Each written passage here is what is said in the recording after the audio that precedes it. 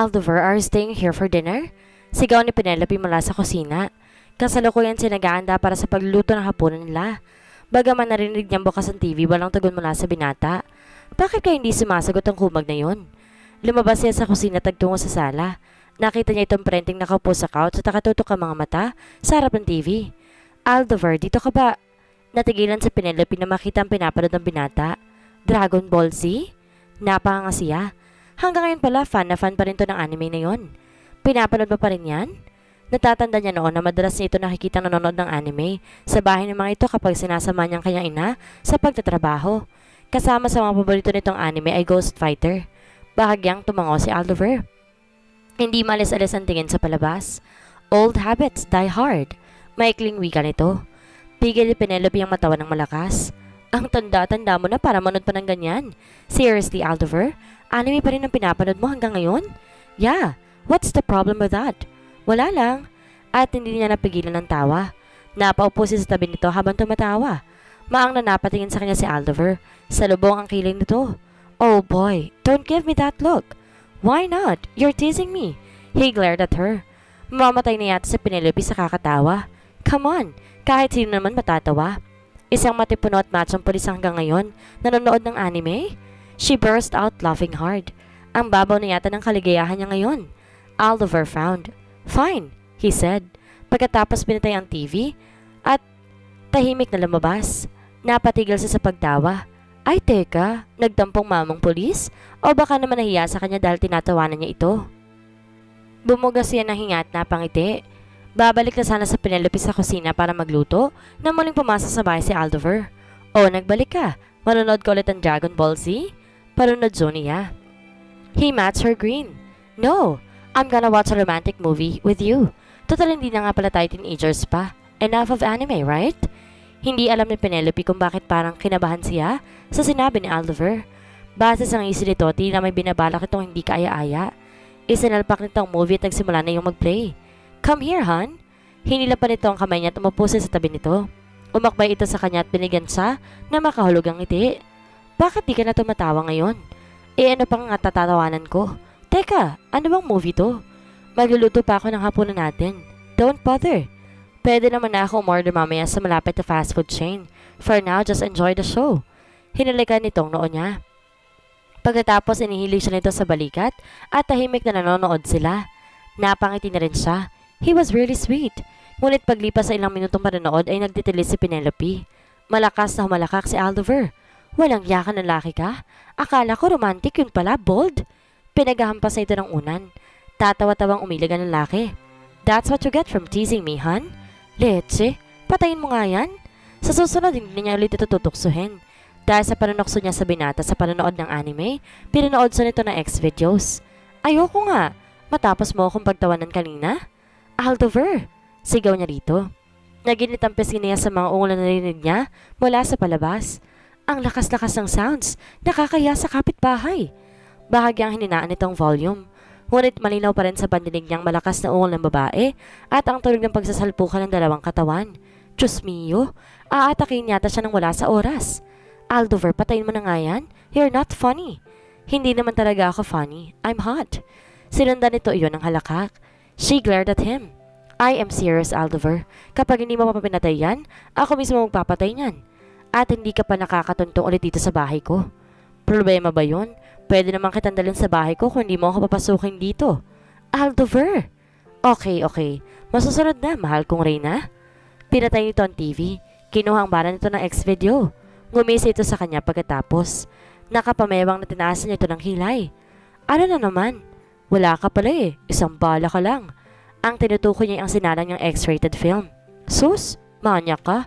Tanda-tanda mo na nanonood ka pa ng ganyan? Bakit? Alang namang batang manood ng ganun. He? Umupo siya sa couch. Paano yan? Nagugutom na ako. Tinatamad na ako magluto. Bili ka na lang na makakain natin.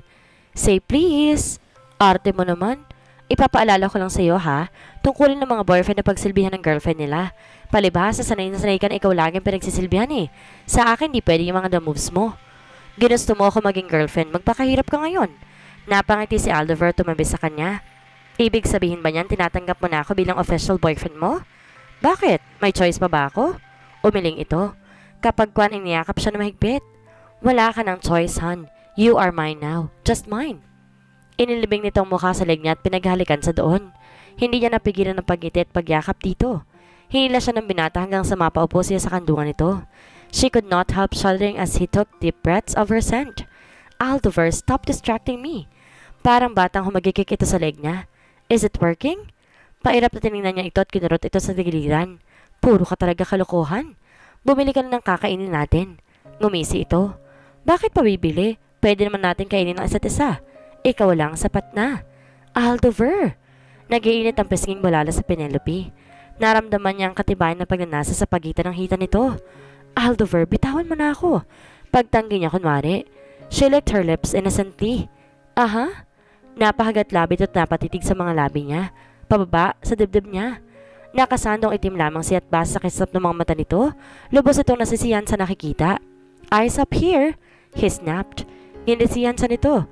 She rolled her eyeballs. Kung hindi mo pa ako pakakawalan ngayon, ibabreak ka agad kita. Sige ka. Seryosong saad niya. Mabilis pa sa alas 4 pinakawalan siya ni Aldover. Tatakutin mo pa ako? Bibili na nga. Napangisi siya. Kahit nakangiti ito, nasilip pa rin niyang konting takot sa kulay asul na mga mata nito. Hinalikan muna siya nito sa labit, umalis na. Nangingiting tinanaw niya ang binata. Sino nga naman makakapagsabi? Kaya pala niyang magpa-Andres Desaya si Aldover. The thought sent shivers down her spine. Hindi niya maitago ang kilig sa ngiti hanggang sa makabalik si Aldover at makasabay na kumain sila habang nagkukwentuhan sa kung ano-anong bagay. Kayo na ba ni Aldover, Penelope? Napalingon si Penelope sa manager ng Penelope's restaurant na si Talia. Kararating lamang niya doon at tinatanaw niya ang paglayo ng sasakyan ni Aldover. Hinatid kasi silang binata doon dahil nasira ang kotse niya. Ito na raw ang bahala sa pagpapaayos ng kanyang sasakyan. Ha? Bakit mo naman isipang mag-usisa bigla sa love life ko? Nakangating tinapik siya nito sa balikat. Kasi blooming ka. She snorted. Yun lang? Pag blooming bang isang babae may boyfriend na agad? Hindi naman sa ganun. Pwede rin naman na-inspire lang isang babae kaya mukha itong blooming. O di kaya may bagay na nagpapasaya sa kanya. Yeah, right. Inspired lang ako. Hindi niya mapigilang mapangiti ng malala na naman si Aldover. Wala sa plano niyang magpahatid sa binata. Ngunit nagpumilit itong ihatid siya nito. Hindi na siya naginarati pa. Almost 1 week na ito natutulog sa bahay at wala siyang reklamo doon. She loves spending nights with him. Naroon nanonood sila ng pelikula sa kanyang sala habang magkatabi sa sofa niya. Nakaakba ito sa kanya habang siya'y nakaunan sa balikat ito. Nakaramdam siya ng kakontentuhan sa mga simpleng bagay basta't kasama niya ito. Yes, you are Penelope. Inspired ka kay Aldover. In love ka. Walang halong panunokso sa boses ito. Tuloy ang nagsalubong ang kilay niya. How can you say that? Ngumisi ang kaibigan. Penelope, kahit naman yata tanga, madaling mahulaan na may relasyon na kayo. Yung tinginan niya sa isa't isa bago siya umalis, pak na pak. Nag-init ang pisngi ni Penelope. Hindi niya namamalayan na may pagkakataong nagkakatitigan sila. She loves staring at his blue eyes. Kaya siguro minsan kahit nakapikit na siya, tila nararamdaman pa rin niya mga mata nitong nakatitig sa kanya. Well, masaya ako para sa iyo ni Aldover, Penelope. Finally, nagpakalalaki ng mokong na yon at hindi na nagpapakatorpe pa sa iyo. Nagawa ka rin niyang ligawan. Ha? Nagtataka na patingin siya sa kaibigan. Anong ibig mong sabihin? Ay, diba, nun pa yatang high school tayo nagbabalik manligaw yung lalaking yan? Yung lokong yun sa'yo? That's what I heard from Rob and Connor before, kapag nag-uusap sila sa likod ng gymnasium. I'm such a stalker, no? Tatawa-tawang sabi nito. Napatulala si Penelope. Hindi niya magawa makapagsalita hanggang sa umalis sa Talia sa harapan niya para simulan ng pagtatrabaho. Naiwan siyang naguguluhan. Tinangkas siyang ligawan ni Aldover nung high school? Really? Napailing siya. That is hard to believe. Ipinagpalagay na lang niya na mali ang narinig ni Talia noon. Dahil imposible may gusto na sa kanya noon, ang binata, gayang papalit-palit ito na magagandang girlfriend. Nang hapong iyon bumisita si Aldover sa Penelope's resto. Naka-uniforme pa ito at halatang siningit lamang ang pagpunta doon. Oh, akala ko ba naka-duty ka? Natarantang tanong niya sa biglang pagbasok nito sa opisina niya. Hindi pa siya nakakapagsuklay ng maayos o kaya nakakapaglagay ng polvo at lipstick. Hindi niya alam kung kailan siya huling naging kotso sa itsura niya. Nagulat ang dalaga nang abutan siya ni Aldover ng isang punpon ng bulaklak at kahon ng tsokolate. Ano to? Nabiglang tinanggap niyang inaabot ito. Puro ng tamis nang umiti sa kanyang binata. That's for you, hon? For me? Nagalak siya. Hindi niya alam kung paano magre-react. Di ka na sana nag-abala pa. Kumislap sa tawang mata niya at sumili ang ngiti sa mga labi niya. No, It's always a pleasure to make you smile. Bahagya itong yumuko para abutin ng kamay niya. Mabining hinalikan nito ang likod ng palad na iyon. Oh, what a sweet gesture. It totally made her smile. Pinupuno ng kasiyahan ng bibig niya sa kasitang pinapakita ni Aldover. She was really flattered. Hindi matanggal-tanggal ang ngiti sa labi ni Penelope. You don't have to do it for me, Aldover. Ani ang binawi ang kamay. Ipinatong niya sa mesa niya ang binigay niya. Isa pa may trabaho ka ngayon, hindi ba? He nodded. But I'm not so busy. Hindi mo rin naman ako naabala. I just want to see you. Hinapit ito ang bebang niya at hinalikan ng noon niya. Eh di sana tinawagan mo na lang? Ngumisi ito. Kung tatawagan lang kita, hindi rin kita makikita. Mas gusto ko nakikita ka. Kung pwede nga lang mag-apply lang din ako dito sa restaurant mo. Kahit tagatikim lang ng mga luto. Napahalakak si Penelope. Baliw. Mula sa pagiging polis, magiging tagatikim lang? Bakit? Sa tingin mo ba yung luto lang titikman ko? Hindi ba pwedeng yung may-ari din? Namula ang kanyang mga pisngi at kinurot ito sa tagiliran. Tumigil ka nga sa kamanyakan mo, Aldover. But on the other hand, pwede rin naman na mag-apply ka security guard dito sa amin. Mali natin matulungan mo pang dumamin tumatangkilik sa Penelope's resto. Pagsakay niya sa biro niya. Well, maganda nga rin siguro kung subukan ko yun paminsan-minsan para malaman ko rin kung may lalaki pang umaaligid sa'yo dito at ngayon palang umuro na sa panligo sa'yo, Aldover. Pinandilata niya ito. Tinawaran lang siya ng binat at saka bumaba ang mukha upang halikan siya sa labi. He kissed her possessively. Automatikong tinugon niyang mainit na pananalakay ng labi ng binata. Penelope. Lumalim ang halik sa pagdaan ng bawat segundo at naramdaman ng lamang ng dalaga na mas naging agresibo ang halik ni Aldover. Oh my, Aldover, not here. Humigpit ang pagkakahapit ito sa bewang niya at naramdaman niyang nag-uumigting na armas ito. Nakakabaliw ang mga unang halik na pinarana sa kanya ni Aldover, ngunit mas nakakabaliw ang bawat may init na sandali na pinagsasaluhan nila. Hinahalikan pa lamang sa ni Aldover pero ang epekto niyon sa kanya parang bulkang sasabog. Libo-libong voltahe ng kuryenteng dumadaloy sa mga ugat niya at nagbibigay ng walang kapantay sa sarap ng kiliting gumagapang sa buong pagkababae niya. Umalpas ang impit na ungol sa labi ni Penelope. Oh my, Aldover! Hinila niya ang isang kamay ng binata at dinala iyon papunta sa dibdib niya. Touch me, hon. Napuno ng pagnanasa ang mga mata ni Aldover. Kinagat ito ang ibabang labi niya. Say please. Kung hindi lang ganito ang sitwasyon nila ngayon, baka nabatukan na niya si Aldover. But she need him. She need him to touch her and to make her feel so precious. Please, Aldover, please. That seemed to appease him. Walang sabi-sabing mabilis na kumilos sa mga kamay ni Aldover. Napasabunot sa Penelope sa buhok ni Aldover. Pakiwari niya mapuputo ng hininga niya sa ginagawa ng lalaki. Pinano ng mararahas na paghinga at pag-ungol ng kanyang opisina at ang dalangin lang niya ay wala sanang gumumbala sa kanila. Siguradong masasisante siya ng kusino man ang biglang kumatok sa pintuan. Halos hindi na niya maalala kung nasaan sila at kung anong dapat na gagawin niya sa araw na iyon dahil sa masasarap na pagpaparusa sa kanya ng labi ni Aldover. Damn, Penelope, you are becoming an addiction to me.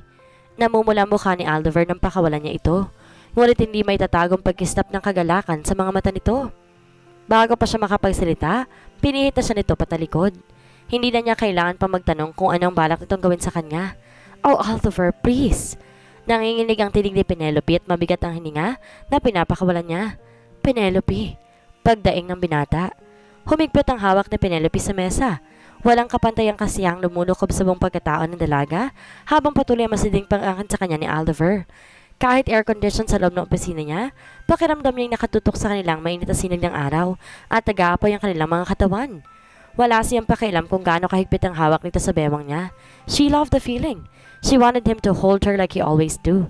Dinagsa ng walang kapantay na kaligayahan ang dibdib niya habang iniisip kung gaano kasiyang makasama si Aldover sa bawat segundo, minuto at oras ng bawat araw niya. Halos hindi na niya naaalala tungkol sa kasunduan nila tuwing kasama ito. And now she realized that she wanted him. She wanted all of him. Happiness filled her heart as he took her deeper. Bumilis ang paggalaw nito at dinadala sa Penelope ng kasiyahang nararamdaman niya sa isang palasyo kung saan sila lamang ni Aldover ang naroon. Bahagyang tumigil si Aldover. Hindi inalis ang pagkakakonekta ng katawan nila. Pinihit siya nito paharap. Sa posisyong iyon, malinaw na nakikita niya ngayon ang ekspresyon ni Aldover. God, he was just so sexy. He was staring back at her. At kung akala niya nakita niyang maglalagablab sa apoy ang asul ng mga mata nito, nagkakamali siya. Dahil ngayon doble ang nagablab ng apoy doon. Nakakapanghina ng tuhod ang titig nito. Kung hindi lamang siya nakakapit dito, baka mapaupo na siya sa sobrang panghihina. Bigla tuloy niyang isip ko may nahimatay na ba sa kagwapuhan nito. Dahil kung meron man baka sa magsisiyakap ng kung sino man iyon. Naghihinalang tingin ni Talia sa kanya nang lumabas si Penelope sa opisina. Naunang lumabas na si Aldover sa kanya. Mga 2 minuto lang ang lumipas. Kailangan kasi nitong bumalik sa trabaho. Maluwang ang ngiti sa labi na umalis ito. Tinulungan pa siya nito magbihis at tinilakan sa labi bago tuluyang magbihis. Siya naman kailangan na mag-ayos at tumarap sa salamin para walang maghinala sa ginawa nila ni Aldover sa loob ng opisina niya. Ngunit sa paglabas niya ay bumungad agad sa kanya si Talia. Nakaukit ang malisyosong ngiti sa labi nito. Tinaasan niya ito ng kilay. Oh, bakit ganyan ang kamakatingin? Masyarap ba? Nakakalokang tanong nito sa kanya. Nag-init ang kanya mga pisngi. He? Ang bastos ng bunganga nito. Huwag kang ganyan. Nag-usap lang kami sa loob ni Oliver, no? Wala nang iba. Wow! Defensive much ka naman, girl. Wala naman akong bastos sa sinabi, ah. Pero abot tenga ang isin nito sa labi. Inirapan niya ito. Bumalik ka na nga lang sa trabaho. Kunwari galit ang sabi ni Penelope at naglakad palayo. Subalit hindi niya maiwasan mapangitin ng maalala ko anong ginawa nila ni Aldover sa loob ng opisina kani-kanina lang. They just made love in her office at yun ang isa sa mga sandali na hindi niya makakalimutan kasamang binata. Isang gabi, sinundo siya ni Aldover mula sa bahay niya para kumain sila sa labas at mamasyal. Buong araw ito nasa trabaho at siya naman ay nasa bahay. Kasalukuyan pa siya nagpapahinga nang dumating ito.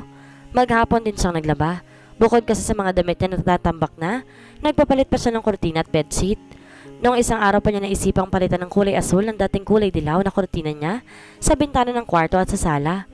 Kahit ang bedsheet niya pinalitan niya ng ganong kulay. She had no idea what she ate lately. Bigla-bigla nawiwili siya sa color blue. Gustong-gusto niyang bumili ng mga kulay asul na bagay sa mall o kaya sa supermarket. Katatapos mo lang maglaba? Tanong ni Aldover habang nagmamaneho. She nodded. Nakakapagod pero successful naman. Gumamit siya ng washing machine. Hindi pwedeng hindi dahil sinama na rin niya sa labahin ng mga tubal ni Aldover. Nang makita niya kung gaano kakarat ang tubal nito sa bahay ng binata, siya na mismo nagpresentang labahan ng mga iyon. Boys will always be boys. Nasabi niya sa sarili. She couldn't blame him. Sa dami ng trabaho nito malamang, wala na itong oras na pagtuunan ng pansin ng mga labahin nito. Napansin niya ang pag-ngisi ni Aldover. Anong hiningisi mo dyan? Kulot tong tanong niya. Pati ba briefs ko nilabhan mo? May halong panunoksong tanong nito. Oo, yun bang dahilan ng pagngisi mo? Naginit ang pisini ng lumuwang ang pagkakangisi ni Aldover. Langya ka talaga. Huwag kang mag-alala. Hindi ko pinagnanasahan ng mga brief mo. Basta ko na lamang yung sinalang sa washing machine pagkatapos kong halawan. Kung iniisip mo na nanakawin ko yon, aba, mahiya ka naman sa akin. Matapos kitang pagmalasakitan? Calm down, honey. Wala pa akong sinasabi. Ang haba na agad ang depensa mo. Hindi naman ako nag-iisip na masama, ah. Napapahiyang iniiwas sa Penelope ang mukha nito. Hindi ka nga nag-iisip na masama. Nakakaloko ka naman ngumiti. Inirapan niya ang binata. Malakas na humalakak ang binata. You really look prettier when you're blushing, hon. Sinamaan niya ito ng tingin. Hindi ka talaga patas lumaban.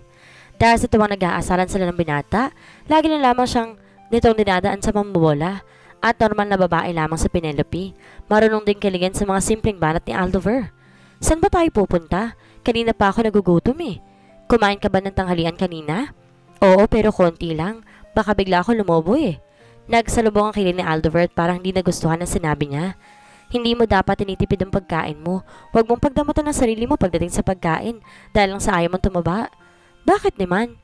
Di ba kayo mga lalaki ayaw niyo sa chubby ang mas mataba? Who told you? Hindi lahat ng lalaki ganun kababaw. Sus, may mga lalaki kaya na kapag nawala na magandang shape ng partner nila, iniiwan nila o di kaya naghahanap ng iba na mas sexy. Well, I'm not one of those bastards. May pagkamalandi ako minsan but I don't cheat. Umangat ang kilid ni Penelope. Talaga lang? So what happened between you and Margot before? Margot? Yes, your ex-girlfriend. Hello? Hindi naman siguro ganun nakatanda para hindi mo na maalala ang dati mong nobya. Malinaw pa rin sa kanyang alaala nakita niyang paggawa ni Aldover at Margot ng milagro noon sa loob ng classroom nila.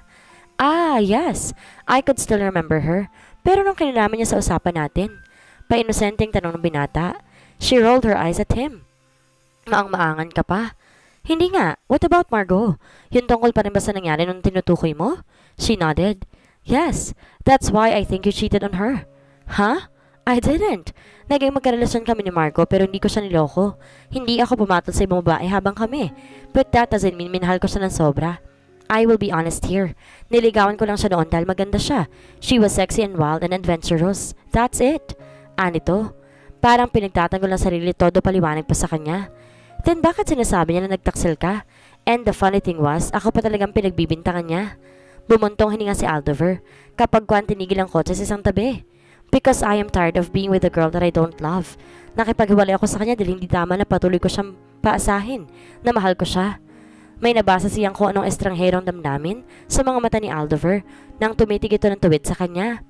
Bago pa man maging kami ni Margot, may mahal na ako ibang babae. Gusto ko siyang ligawan, pero naisip ko hindi ako makakabuti para sa kanya. Masipag siyang mag-aral unlike me.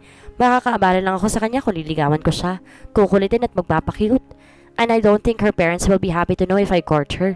Kaya pilit kong ibinaling sa ibang babaeng pagkagusto ko sa kanya. But I was wrong. Kahit pilit kong ibaling atensyon ko sa ibang babae, siya pa rin lagi ko napapansin. Siya pa rin lagi sumasagi sa isip ko tuwing kasama ko mga babaeng yun. Napalanok si Penelope, naika yung mga palad. Pakiramdam niya nagkaroon ng kakaibang init ang atmosfera sa loob ng kotse nito. Kung ganun, tama lang naman siguro si Margot sa sinabi niya sa'yo. You are a cheater. Hindi na tinag sa pagtitig sa kanya si Aldover. Yes, maybe I am a cheater for them. Dahil habang silang karelasyon ko, ibang babae naman ang minamahal ko. Tila may numuong bara sa lalamunan na Penelope. Inutusan niya ang sariling tumikim.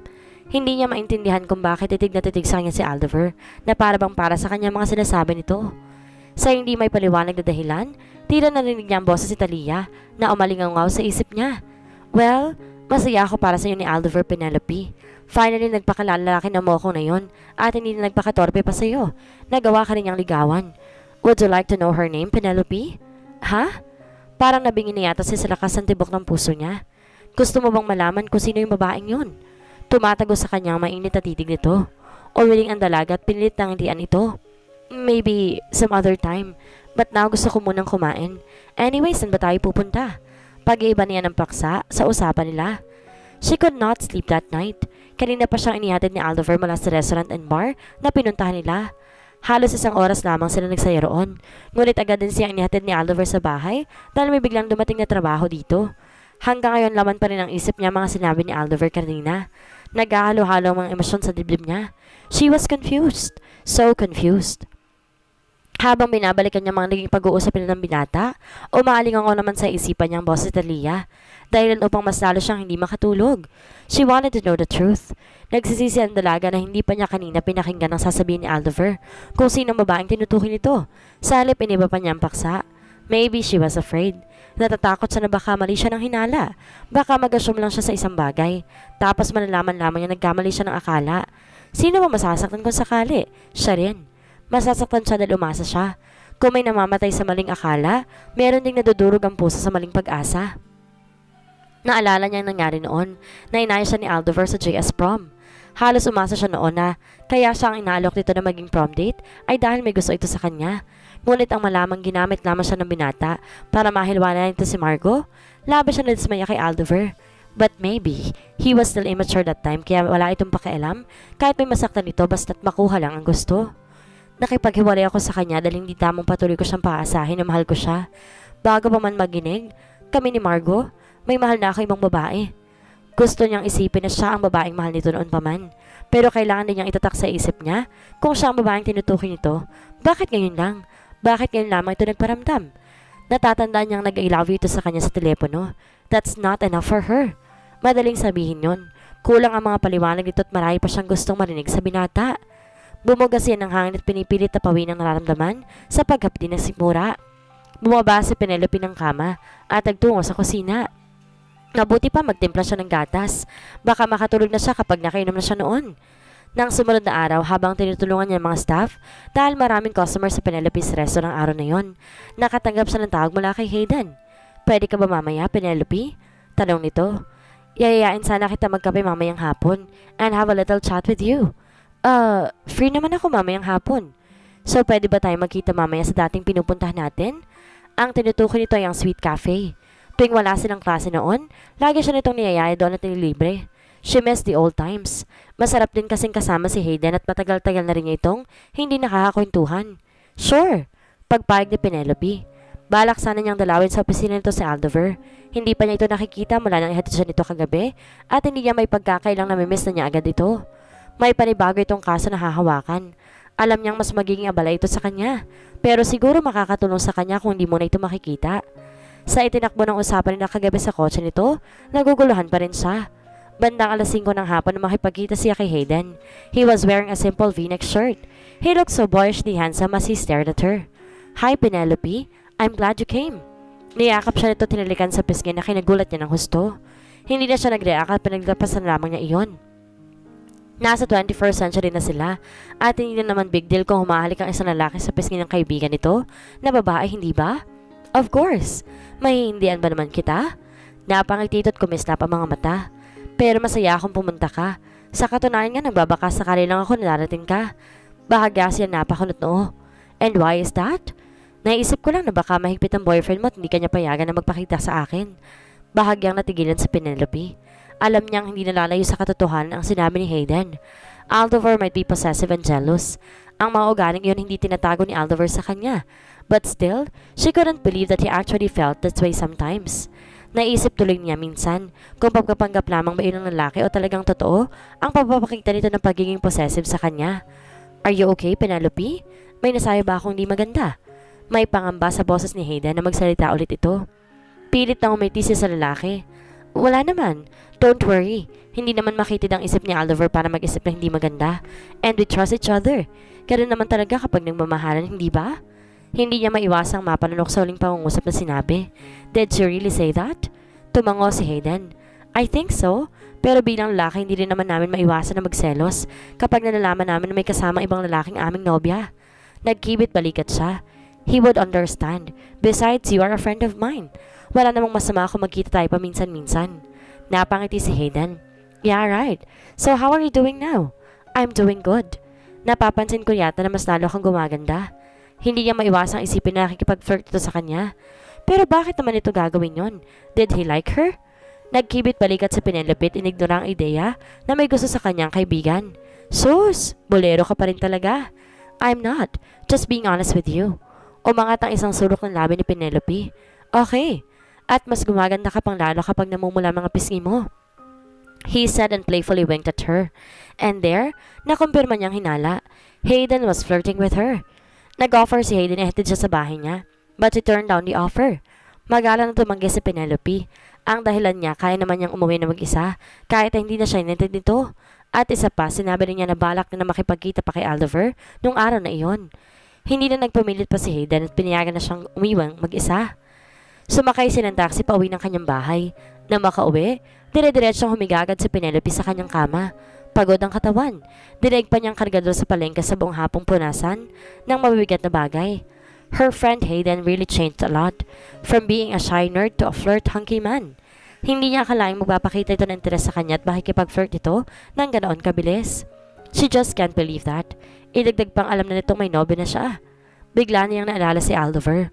Gusto niya itong bisitahin sa trabaho nito ngayon. Kamustahin kung ano nangyari sa trabaho nito, tulad ng ginagawa niya tuwing magkasama sila. O di kaya punasan ito ng pawis kapag kita niyang pagod na pagod ito. But she was damn tired. Kahit gusto niya itong bisitahin, parang mas gusto niyang humiga sa kanyang malambot na kama. Marahil sa pagod na naramdaman ni Penelope, kusang pumikit ang mga mata niya hanggang sa makatulog na siya. May bagong kasong hinahawakan si Aldover, kasamang partner niyang si Damian. Iniimbestigahan nila ang pagpapatay sa isang Korean businesswoman na si Andrea Park sa loob ng opisina nito. Nangyari ang krimen alas 9 ng gabi. Hanggang na mga sandaling iyon, hindi pa nila matukoy kung sinong pumatay sa negosyante. Hindi nakuhanan ng CCTV camera ang pangyayari dahil naunang barilin ng mga suspect ang mga iyon. Andrea's husband would like an investigation into the assassination of his wife. Sumasakit na ang ulo ni Aldover. Halos wala pa siyang tulog at di pa nakakauwi sa bahay niya mula kagabi. May banyo na sa loob ng opisina niya at doon na siya naligo. Ngunit hindi naman ang kaso nagpapasakit ng ulo ng binata. Ang tunay na nagpapasakit ng ulo niya ay ang nasaksihan niya kaninang hapon sa coffee shop ng ina ni Connor, ang Sweet Cafe. Kapag hindi siya abala sa trabaho, kasama niya mga kaibigan mula pa nung high school. At doon nagkakape matapos maglaro ng basketball. Regular na customer din siya sa naturang coffee shop. Relaxing and very earth-friendly ang ambience sa Sweet Cafe at di siya nagsasawang pabalik-balik doon. Ngunit kaninang pagpunta niya doon para magmerienda at magpahinga, sa kasong hinahawakan niya ngayon ay hindi niya inaasahan ang bumungad sa kanya. He saw her, smiling and laughing with a good-looking guy. Somehow, he could remember the guy. Naging kaibigan to ni Penelope ng kolehiyo ito at madalas na itong makita nakabuntot sa dalaga. Mula noon, hindi niya ito gusto. Ang lalaki. Hindi niya alam na konektado pa rin ang dalaga sa lalaking yon. Pero bakit wala ito nababanggit sa kanya? Pagdating kay Penelope, bumabango ng isang ugali niya na hindi niya nararamdaman sa ibang babae. He was possessive with her. Gusto niya itong lapitan pero ayaw niya maging bastos at inilingid sa kanya na may babaeng major turn-off ang pagiging seloso at possessive ng isang lalaki.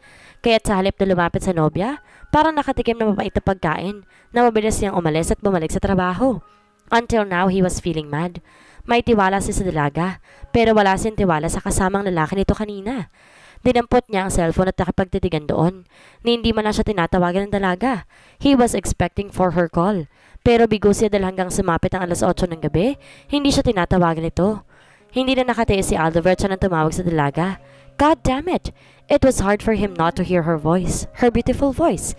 It was really hard for him because he already missed her. Pero kung bigo siya makatanggap ng tawag sa dalaga, mas bigo siyang sagutin nito ang tawag niya. Nagre-ring lang ang cellphone nito. Malutong na napamura si Aldover. Hey, easy lang pare. Amused na wika ni Damian na nakabalik na para sa tabi niya mula sa pagkain ng hapunan nito. Sino ba yung tinatawagan mo? Sino pa ba? Asik niya sa lalaki. Kalma, tinatanong ka lang bakit galit ka. Nagtatakang tanong nito. Bumuntong hininga siya. Pasensya ka na, masakit lang ang ulo ko ngayon. Sino bang hindi? Pare-pareho lang naman tayo eh. Kahit nga ako napupundi na sa paghawak-hawak na iba't ibang kaso. I just want to take a break or get laid. You wouldn't believe it pare, but that's been 2 months since I got laid. Tumaas ang isang sulok ng labi niya. And that's your problem? Hindi ba nakita na kayo ng ex mo? Biglang nag-iba ang ekspresyon ng mukha nito. Iniwas itong tingin sa kanya na tila ba ayaw pag-usapan ang bagay na iyon. Mabalik nga tayo sa tanong ko sa'yo. Sino ba yung tinatawagan mo? Si Penelope. She is not answering my calls. Nakita ko siya kasama yung kaibigan ng lalaki simula nung college pa siya. At nag-iisip ka na ng masama? Of course not. Napaayos siya ng tayo. Oo, nagsaselos ako kapag nakikita ko na may kasama siyang ibang lalaki. Pero hindi ako kailanman mag-iisip na masama tungkol kay Penelope. I know she is a decent and respectable woman. And she is the woman I love. Tumango-tango ito. Alam ba niya? Alam ang alin? Alam ba niya kung gaano mo siya kamahal? Kung hindi ako nagkakamali, bago pa lang kayo, hindi ba? Oo, bago pa lang kami. And she don't know that. She don't know that I love her so much. Malungkot nang umiti si Aldover. Naalala niya kung paano ito umiwas sa usapan nila kagabi. Gusto na niyang ipaalam dito na itong babaeng mahal niya simula pa noon. He wanted to tell her how much he loved and cherished her. Naglalakas loob na siya. He is not a man of words, kaya hindi niya yun maamin-amin. Mas gusto niyang pinararamdam kung ano nasa loob ng dibdib niya. Subalit paano niya masasabi dito ang nararamdaman niya kung ito mismo hindi handang malaman na mahal niya ito? Nakikita niyang pag-iwas ito kagabi na pag-usapan nila tungkol sa bagay na yon, and it made his chest hurt. You should tell her, bro. Let her know what you feel for her. If you're not good at words, then I think you should make her feel that you love her. Payo ni Damian sa binata. Siguro nga kailangan ko pang itodong ginagawa ko. With that, he flashed a naughty grin. Maamin pa kaya ni Aldover kay Penelope na siya ang babaeng matagal na nitong minamahal? Magkaroon kaya ng magandang takbo ang pagsasama nila o selos ang sisira sa kanila? Yan ang ating aalamin sa susunod nating kabanata.